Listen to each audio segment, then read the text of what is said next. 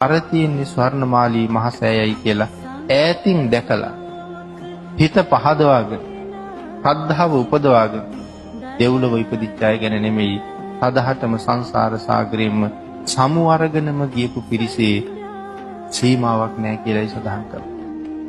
එහෙමනම් වැන්දොත් කොහොමද? පිදුවොත් කොහොමද? හුණු ටිකක් ආලේප කළොත් කොහොමද?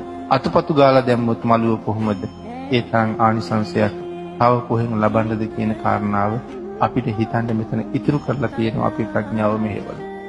ඒ තරම් අප්‍රමාණ ආනිසංස සහිත මේ මහා පූජා වස්තුන් භාග්‍යතුන් වහන්සේගේ අනන්ත අප්‍රමාණ කරුණාව හින්දාම අපිට බුදුරජාණන් වහන්සේ දානය කළා.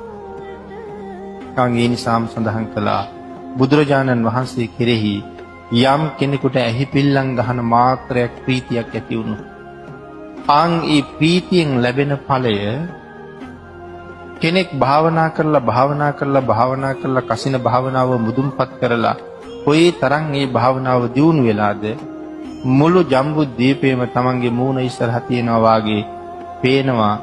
මුළු ජම්බුද්වීපේ පුරාම ඉරක් පැවුවා වගේ ආලෝකයක් පතුරවන්න තරම් හැකියාවක් ඒ භාවනාව දියුණු කරගෙන තියෙනවා. ඒ භාවනාව දියුණු කරගන්න එතෙන්ට දියුණු කරගන්න එයා මොන තරම් දුක් විඳින්න ඕනද? රෑ දවල් දෙකේ පැය ගණන් වාඩි වෙලා කොයි තරම් භාවනා කරන්නද?